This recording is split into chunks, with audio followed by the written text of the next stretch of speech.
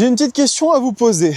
Est-ce que vous savez quelle est la moto la plus technologique aujourd'hui au Japon? Il se pourrait que la réponse soit juste devant moi. Bonjour tout le monde, j'espère que vous allez bien. On se retrouve pour un nouvel essai à la maison. Ça y est, j'en ai marre de voyager tout le temps à droite à gauche. Je vais pas me plaindre, mais je vous avoue quand même que quand je peux faire mes tournages aussi par chez moi, ça me plaît bien. Et aujourd'hui, je vous apporte une moto qui est pas banale, non, puisqu'on va parler, les amis, de la toute nouvelle Yamaha Tracer 9 GT+, la version la plus évoluée du trail mid-gamme, voire même haut de gamme de Yamaha. Ils n'ont pas de plus gros moteur aujourd'hui. Pour celles et ceux qui avaient rêvé d'une Tracer 10, eh bien ce sera pas pour tout de suite. En tout cas, cette moto, bien évidemment, elle était ultra attendue, puisque c'est un peu la synthèse de tout ce que Yamaha sait faire en termes de technologie.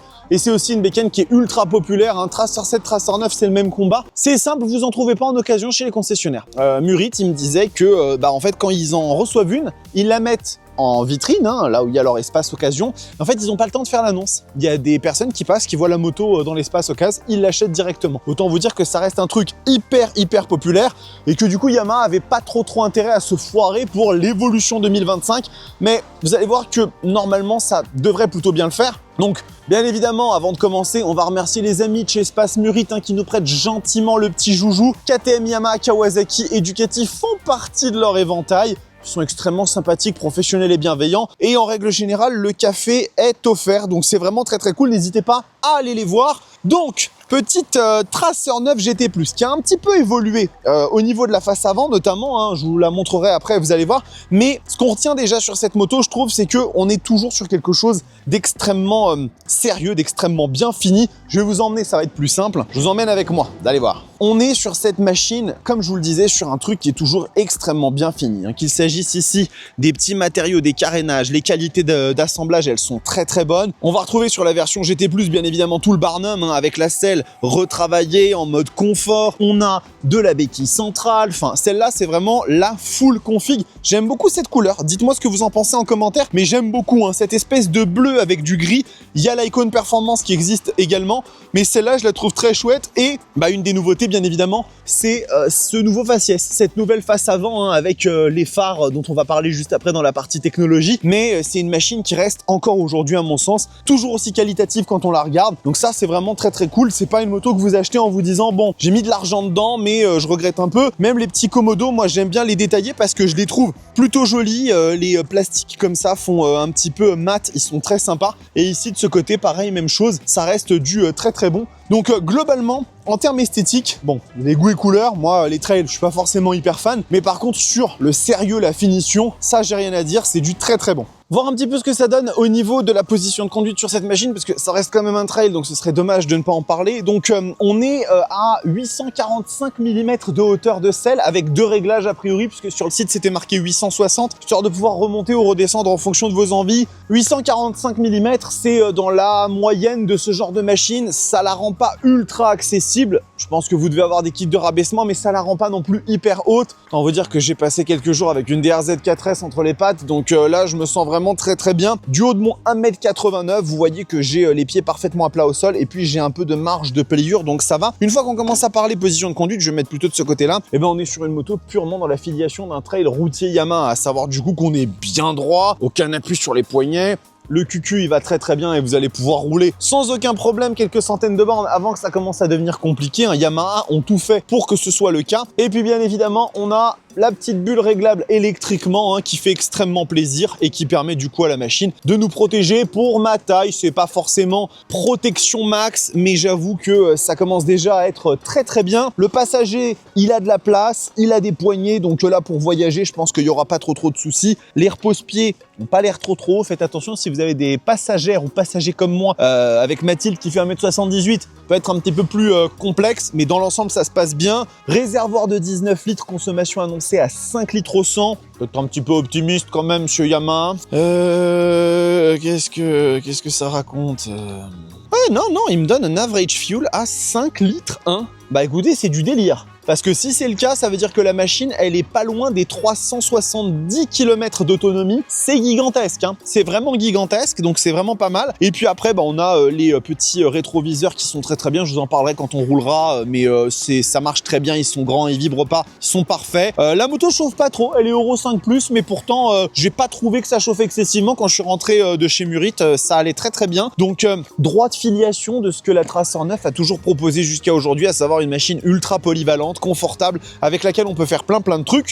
Et maintenant, aïe, j'ai encore des courbatures d'hier. Je vous dirai pas ce que j'ai fait. On va maintenant parler de technologie, parce que cette moto, elle repose sur un trio, on va dire, de technologies qui sont ultra importantes. Donc, ces technologies, il y en a 3. La première, c'est le régulateur de vitesse adaptatif. La deuxième, c'est les feux matriciels. Et la troisième, c'est la boîte de vitesse YAMT. Je vais vous les montrer une par une et vous allez voir qu'il y a pas mal de trucs à en dire. Donc, on va commencer par le régulateur de vitesse adaptatif qui n'est pas une nouveauté sur cette moto. Il était sorti sur la génération juste avant et ça commence à exister sur pas mal de machines de la production. On commence à voir ça un peu à droite à gauche. La particularité sur la Tracer 9 GT+, c'est qu'en fait, on va avoir un radar à ondes millimétrique qui est la pièce qui est juste ici. Et ça va vous permettre quand vous avez des conditions un petit peu adverses en termes de météo, donc de la pluie, de la neige, du brouillard, voire même éventuellement du sable, hein, si vous roulez dans des pays où il y a un peu des déserts à côté et tout, ça va être beaucoup plus efficace, ça va être plus précis, ça repérera mieux les véhicules qui sont devant vous. Il y a aussi autre chose, c'est que cette moto, en fait, quand vous prenez de l'angle, la caméra qui est devant, forcément, la voiture qui est devant, elle sera plus tout à fait devant. Et ça, sur d'autres machines, vous pouvez vous retrouver à réaccélérer dans la courbe, ce qui est vraiment pas drôle. Cette moto, elle le prend en compte, puisque, en fait, le régulateur de vitesse, il est relié à la centrale inertielle, et quand vous prenez de l'angle, elle va pas nécessairement accélérer, ce qui est plutôt pas mal. Donc ça, c'est la première techno ultra importante sur cette machine. La deuxième, elle est juste à côté, c'est les feux matriciels, le feu Matrix LED, qui est une exclusivité mondiale dans la moto, les amis. Ça n'existe sur aucune autre moto au monde. C'est une techno qui est dérivée de l'industrie automobile, donc ça existe déjà pas mal dans le monde de la voiture. Et vous voyez qu'en fait, la machine, elle a plein de petites LED comme ça sur ses phares, hein. C'est pour ça qu'elle a cette tête aussi particulière. Et en fait, vous avez une caméra qui est située juste ici, et cette caméra, en fait, elle va détecter les véhicules qui arrivent en face, et elle va éteindre seulement certaines LED pour rester en feu de route en permanence, et du coup ne pas allumer, ne pas éblouir les véhicules qui viennent en face, ce qui va vous permettre d'avoir une visibilité maximale en toutes circonstances, plus de sécurité. Ça, c'est un truc qui est super intéressant et qui est vraiment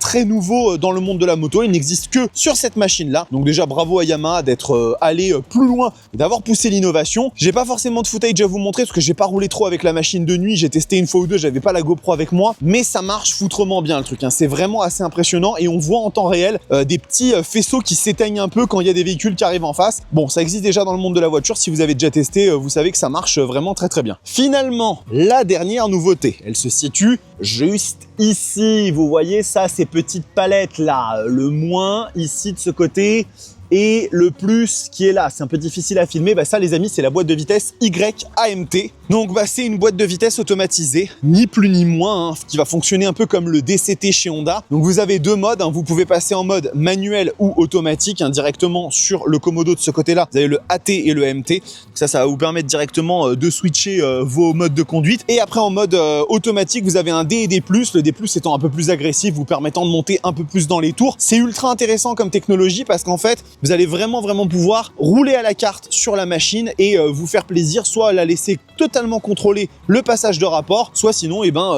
vous y allez et c'est vous qui gérez directement en faisant le plus et le moins. Alors bien évidemment, hein, cette techno, elle plaît pas à tout le monde, hein, puisqu'il y en a qui vont dire que on peut plus faire le coup de sirette, on peut plus faire des wheelings. La réalité, c'est que pour 99% des utilisateurs, avoir la possibilité d'avoir une boîte de vitesse automatisée, c'est un gain de confort incroyable au quotidien. Je sais que sur le YAMT, il y a eu un peu des discussions parce qu'il y a des gens qui disent que c'est un petit peu trop, on va dire, agressif, un tout petit peu trop brutal. Moi, je vous avoue que quand je l'ai testé, et jusque là maintenant, j'en suis assez satisfait. On verra hein, en roulant ensemble comment ça se passe, mais j'ai pas de grosses plaintes à faire sur ce système. Et puis après, La moto a une quantité de technologies qui sont dinguissimes. Vous vous doutez bien que c'est pas les seuls 3 trucs que je vous ai dit. Il y a le grand écran TFT qui d'ailleurs maintenant est disponible sur toute la gamme, Tracer 9, Tracer 9 GT et GT+. Avant, vous savez, la version ultime, elle avait l'écran du Yamaha T-Max Tech Max et sur les petites, c'était des petits écrans TFT 3,5 pouces. Là maintenant, ils ont mis ce gros truc partout avec de la navigation intégrée directement, hein, pas besoin de connecter son téléphone. L'application Yamaha qui va vous permettre de contrôler tout un tas de trucs, démarrage sans clé, suspension semi-active, freinage couplé, poignée chauffant, bulle électrique, port USB-C pour la recharge, enfin, c'est un délire. Cette Tracer 9 GT+, c'est un délire et c'est la raison pour laquelle je vous disais en début de vidéo qu'il s'agit d'une des machines les plus technologiques du Japon, la plus technologique d'ailleurs, mais aussi une des plus technologiques au monde, ni plus ni moins. Aujourd'hui, venir s'asseoir à la table d'une Yamaha Tracer 9 GT+, c'est vraiment être capable de très bien manger. Et pour le coup, ça, c'est vraiment chouette. On va monter sur la machine, on va aller rouler, on va aller parler un petit peu moteur, etc. Voir comment les technos se passent en réel. Et puis après, on va se faire la petite conclusion prix, concurrence, tout ça. Vous savez comment ça marche. À tout de suite. Allez les amis, c'est parti, petit tour dynamique là avec cette Tracer 9 GT+, histoire qu'on voit un peu ce qu'elle a dans le bidou. Et donc là actuellement, très intéressant, je suis en mode automatique, c'est-à-dire que vraiment je roule 100% sans toucher au rapport. Juste parce que j'ai une petite bulle. J'ai une petite bulle, c'est dommage de s'en priver, voilà, comme ça me permet de ne pas fermer tout de suite ma visière. Et donc voilà, là je suis vraiment en mode, la machine gère tout par elle-même, je suis en 3e rapport, je freine juste. Elle passe les rapports, elle les égrène vers le bas tranquillement, j'arrive au feu, première. Rien que là déjà, je vous dis, hein, c'est un confort mais incroyable. Vraiment, c'est ultra agréable. Donc aujourd'hui, pas de vallée de chevreuse avec cette moto, hein. L'intérêt c'est vraiment de voir comment elle s'utilise au quotidien et tout. Je ne doute pas de ses capacités dynamiques, mais je ne vais pas forcément aller m'amuser à faire des enfilades. C'est pas le principe. Il y a un jeune ami là qui arrive, salut à toi avec ta... Oh, je sais même pas quelle moto c'était, incroyable. Et donc déjà parlons un tout petit peu aspect quotidien, utilisation comme ça de la moto, super agréable directement, on est très bien. Les petits indicateurs d'angle mort, ça j'en ai pas parlé hein, mais dans la partie techno, mais il y a ça aussi hein, sur la Tracer 9 GT+, donc c'est super bien. Et puis du coup regardez, là ce que je vais faire c'est que je vais passer en mode manuel, donc j'appuie juste sur la petite gâchette à droite, je passe donc mode street et je vais ici non pas changer le type de régulateur, mais comment je fais pour passer... Ah oui, c'est ici. Parce que vous avez 2 boutons mode. Rain, Custom. J'aimerais le prochain. Voilà, je suis en mode sport. Je rétrograde. Désolé, j'ai la caméra qui est juste devant l'endroit où il y a les rapports. Donc ici, là je contrôle la machine de façon totalement manuelle. C'est-à-dire que je n'ai pas d'embrayage à proprement parler, mais je vais quand même passer les rapports quand je le souhaite. Au niveau de mon régime, c'est moi qui décide. C'est moi qui décide, d'accord? C'est moi qui choisis. Et ici, petit test, là, je suis en 3e. Est-ce que la moto va caler? Ah non, c'est pas un feu. Je peux pas vérifier. Voilà, donc ici, je contrôle 100%, il n'y a aucun souci. Et si j'ai envie, je repasse en mode automatique et la machine me refait, elle gère tout de son côté, j'ai rien à faire. Très agréable, hein, franchement, d'avoir le choix en plus. Bon, le choix de ne pas avoir l'embrayage, c'est un petit peu, pour certains, ça peut être un peu chiant, je le conçois. Mais je trouve que par contre, il y a un truc qui m'emmerde un peu, je viens de m'en rendre compte, c'est que quand on repasse en mode manuel, elle se remet forcément en mode street. Et ça, je suis pas mort de rire. Si je suis obligé de repasser en mode sport à chaque fois que je veux recontrôler la machine en termes de rapport, en termes de manuel, ça va pas le faire. Donc, on va parler du moteur. Le moteur, c'est le CP3 de la MT-09, nouvelle génération, donc 3 cylindres en ligne, 119 chevaux, 93 Nm de couple, une architecture qui est censée aller chercher le meilleur des deux mondes et surtout qui, par rapport à Triumph, est censée avoir un petit peu plus de poil aux pattes. Et ça, on est à 4000. Le poil aux pattes est là, hein. Là immédiatement. Là, il y a poil aux pattes.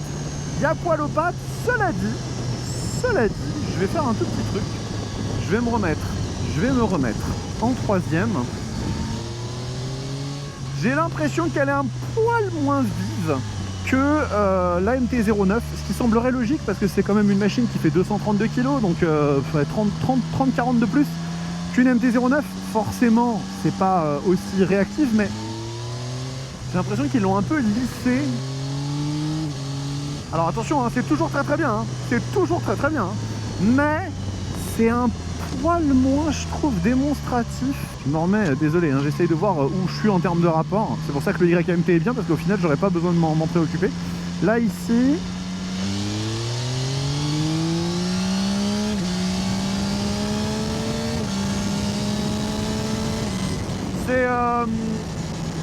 c'est un peu moins, c'est un peu moins.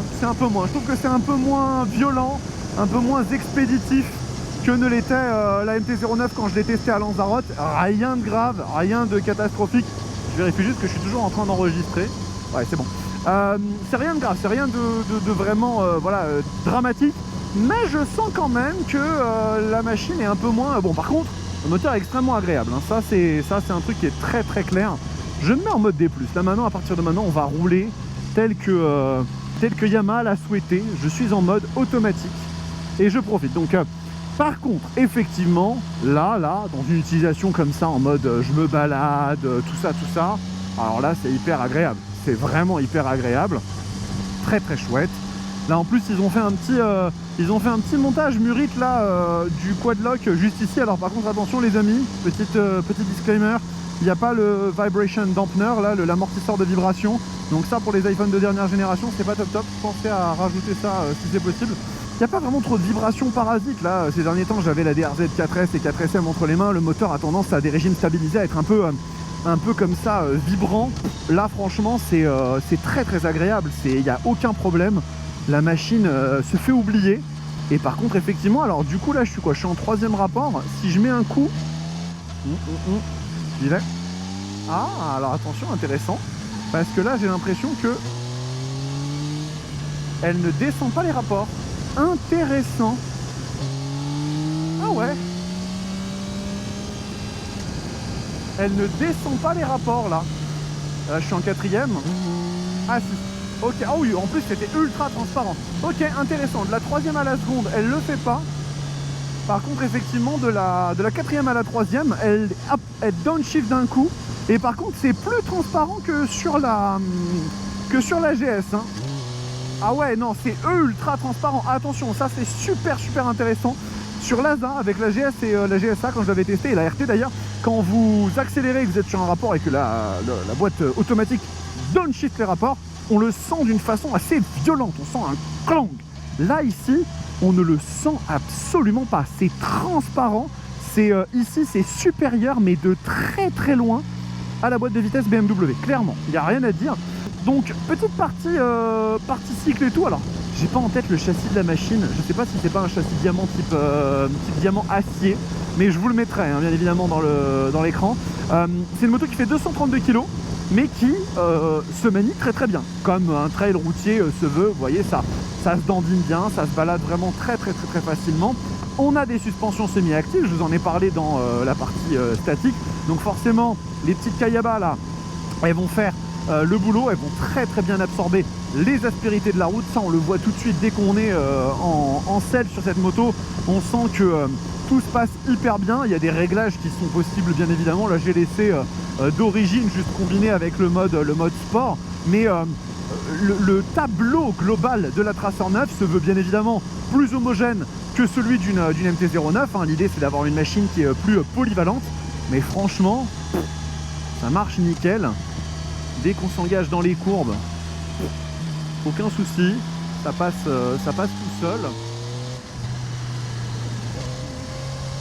La machine elle penche très bien, ça on voit, aucun problème. Vraiment, j'ai l'impression qu'il y avait des graviers. Waouh. J'ai tapé une glisse là. Alors je sais pas si c'est les pneus. Je suis allé chercher la paraffine parce que la moto est pas full rodée. Là je me suis fait peur là. Bon c'est pas grave. Doucement la prise d'angle. Je suis peut-être un peu excité là. Je suis un peu excité. Bon, en tout cas, il y a eu un petit truc qui s'est passé parce que le contrôle de traction a dû intervenir. et m'empêcher de chuter. Donc ça c'est très bien, ça permet de faire des tests. Vous voyez, quelque part je vous fais des tests et ça marche très très bien. C'est un véhicule 100% biométhane les amis. Ce qui veut donc dire qu'il est écologique, j'imagine. Et il se dirige au collège Jean Moulin à Saint-Michel-sur-Orge. Très bien. Bon, après cette petite frayeur, le châssis reste quand même très agréable et très agile sur la moto. C'est une super compagne pour beaucoup d'utilisation. Faites juste attention quand vos pneus sont neufs à bien les rôder parce que sinon vous allez avoir une petit décrochage de l'arrière, c'est des choses qui arrivent. Et après en termes de freinage, donc on est sur des étriers, toujours des étriers un peu maison Yamaha, vous savez ils sont pas siglés, c'est souvent du Tokico qu'on a là-dessus. Ils sont quand même mordants. Je vais pas leur retirer que le feeling est plutôt bon. Par contre là, je vais déclencher un peu l'ABS, je regarde quelque chose. Ouais non ça va. Bon elle a un peu slidé. Oh non ça se passe bien. Non le freinage est très suffisant, il est agréable, il est assez progressif, je trouve peut-être un poil pour être un poil plus progressif. Mais en tout cas c'est bien, il est bien ce freinage. C'est toujours pareil, c'est que là maintenant, vous savez, sur les MT-09 SP, on a les Brembo Stilema, et ça en termes de marketing, c'est toujours un truc, je suis désolé les amis, c'est impossible pour moi de rouler en ville avec ma visière baissée. C'est toujours un truc qui est un peu particulier, le côté justement, on a des machines haut de gamme maintenant chez Yamaha qui utilisent du Brembo, et en termes de vente pour le public, ça a toujours un impact, ça sonne toujours comme un truc en mode bon voilà, ça c'est le truc du dessus, c'est le cran du dessus, et du coup si on l'a pas, c'est un peu dommage. Et c'est vrai que sur cette Tracer 9 GT+, on l'a pas je crois, confirmez-moi, mais j'ai peut-être eu la berlue, et je pense que non. Donc c'est vrai que c'est un peu dommage, ça aurait été cool qu'ils mettent du Brembo Stilema sur la moto, parce que du coup, même si on retrouve des sensations similaires, ce que tu veux, le public il va réagir au fait que la MT-09 SP elle a du Brembo Stilema, la Tracer 9 GT+, elle en a pas encore. Ce sera peut-être pour la génération prochaine, pardon. Mais en tout cas, là tout de suite, le freinage est tout à fait agréable, et c'est un freinage combiné, comme je vous l'avais dit. Ce qui d'ailleurs a peut-être fait que j'ai entendu un crissement, c'est que c'était peut-être la roue arrière qui a un peu slidé. Écoutez, tableau global de cette Tracer 9 GT+ en dynamique, c'est une super moto. Je regrette peut-être que le moteur ait l'air un poil moins démonstratif qu'avant, même si c'est pas forcément hyper dérangeant. On retrouve quand même ce caractère du CP3. Mais en tout cas, c'est une machine qui est très bien réussie sur le point de vue moteur-châssis comme l'était la précédente. Il n'y a rien à dire là-dessus. La petite courbe, est-ce que je me gamelle comme ça a été le cas tout à l'heure où j'ai un peu glissé chef? Il y avait tranquille, parce que là maintenant je me dis bon, ils ont roulé pépère avec la moto, ils sont pas forcément amusés à mettre de l'angle. Non mais écoutez, conclusion de l'histoire, moto très équilibrée, je m'attendais à ça forcément, la Tracer 9 c'est une institution chez Yamaha, et sauf accident industriel, ils n'allaient pas la foirer. On va se retrouver maintenant les amis pour parler de la conclusion de cet essai, prix, concurrence, vous savez comment ça fonctionne, à tout de suite. Bien. Bon, vous voyez que ça marche quand même toujours bien l'histoire. Peut-être le seul petit bémol, c'est ce moteur qui me semble un tout petit peu moins démonstratif que sur une MT-09, peut-être en raison du YAMT, peut-être parce que la machine est un peu plus lourde ou que les normes Euro 5+, sont plus restrictives dessus, même sinon, parce que les normes Euro 5+, c'est lié directement à un moteur. Donc bon, en dehors de ça, ça reste fantastique. Une Tracer 9, c'est vraiment super chouette. Je comprends pourquoi elles sont aussi demandées, aussi pourquoi elles sont aussi volées, ça c'est un autre problème. Et on va discuter maintenant du prix de la moto. Donc, je vais vous retrouver les prix de tous les modèles, parce que sinon c'est pas rigolo. Bon, c'est pas très rigolo, en effet, comme disait l'autre. Donc, la Tracer 9 standard, elle vaut 12 500 €. On est sur une dotation quand même qui est largement plus légère, calmez-vous. Ça, c'est le problème de travailler et de vivre à côté d'un aéroport. C'est que forcément, il faut faire des concessions, et pas des concessions moto. Tracer 9 GT, on arrive à 15 699 €, et sur cette version de la GT+, on est à 18 999 €. Le ticket a pas mal augmenté par rapport à l'année dernière, mais cependant, il y a quand même beaucoup de trucs à prendre en considération. La première, c'est que cette machine, elle est obligatoirement dotée du YAMT. Sur la GT+, vous n'avez pas le choix de faire autrement qu'avec, et vous avez quand même une dotation qui est monstrueuse. Parce que là, je suis parti sans les valises, mais il y a les valises qui sont intégrées dedans. Et à ce prix-là, vous ne rajoutez rien. C'est-à-dire que vous avez le radar à ondes millimétriques, vous avez les feux matriciels LED, vous avez les poignées chauffantes, vous avez le Hill Start Control, le démarrage sans clé, l'écran TFT, enfin, ça commence à faire beaucoup. Il y a beaucoup de choses dans cette machine et je trouve quand même que même à l'heure actuelle, ça reste une moto avec un rapport qualité-prix qui est violentissime. Vraiment très violent. Concurrence. La première à laquelle je pense, c'est la nouvelle Ducati Multistrada V2, puisque en fait, on est à peu près dans les mêmes gammes de puissance, hein, on est à 120 chevaux. Non, pas 120, 115. 120, c'est pour les Street Fighter et Panigale. Très bonne machine, au demeurant, j'ai pas encore pu la tester, mais si on est sur la base moteur, architecture des Panigale et Street Fighter, ça va être super efficace.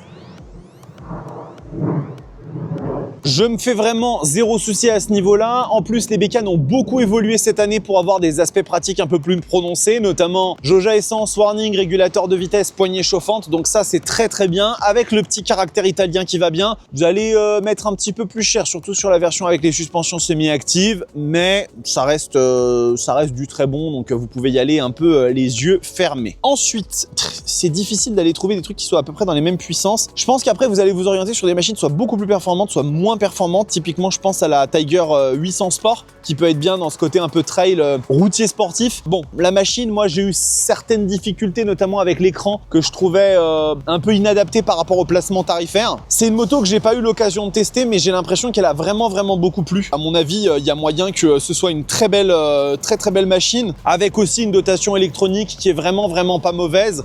Si vous préférez le côté un petit peu britannique, ça reste du 3 cylindres qui va peut-être pousser un petit peu plus haut dans les tours. Ça peut se négocier. Et puis alors sinon, si vous voulez vous faire un kiff, avoir un peu moins de techno que cette machine, mais un prix à peu près similaire, pour 1400 balles de plus, vous pouvez acheter une BMW S1000 XR. Donc là, on n'est pas dans les mêmes catégories, d'accord, hein, ça fait 170 bourrins l'affaire, hein, c'est quand même énervé de chez énervé. Quand j'avais testé la moto, je l'avais trouvée assez folle. Après, attention, hein, 20 400 €, c'est la machine nue de chez nu. Hein. Vous n'avez pas les packs qui vous permettent d'avoir les suspensions semi-actives, mon cul sur la commode. Mais si vous voulez un truc un peu plus confortable qu'une S1000R avec une puissance de feu de fou et qui se rapproche un peu de ça dans l'esprit, c'est-à-dire un trail routier hyper polyvalent avec lequel vous allez vraiment pouvoir vous amuser, bon, vous allez vraiment chercher le max. Par contre, vous ne serez pas au même niveau de techno que celle-ci. Bon, faites votre popote et puis vous m'en parlerez dans les commentaires. Ça fera du référencement. Conclusion de l'histoire. Est-ce que la 309 GT+ est une machine toujours aussi intéressante? Oui. Définitivement, elle s'est beaucoup bonifiée en termes de technologie, elle reste à l'avant-front dans ce domaine-là et encore une fois je le répète, c'est la moto la plus technologique du Japon et l'une des plus technologiques au monde sans l'ombre d'un doute avec toutes ces nouveautés, le régulateur de vitesse adaptatif avec le radar ondes millimétriques, le YAMT, les feux matriciels LED plus toute la dotation, ça reste une machine exceptionnelle. Je vous invite à l'essayer, je vous invite à tester d'ailleurs n'importe quelle moto de la gamme Yamaha avec le YAMT pour voir un peu si ça colle avec votre esprit ou si vous êtes un peu trop vous savez, réfractaire comme la pierre là quand on fait des tartes flambées. Mais sinon, en dehors de ça, bah écoutez, oui, c'est un banger, vous pouvez y aller. Petit disclaimer quand même, hein, parce que sinon, je ferai pas mon travail jusqu'au bout. C'est une des motos les plus volées en France, d'accord? Peut-être même la plus volée avec la GS. Donc, si vous achetez ça, traceur, c'est rigolo, le traceur dans le traceur. Bons antivols.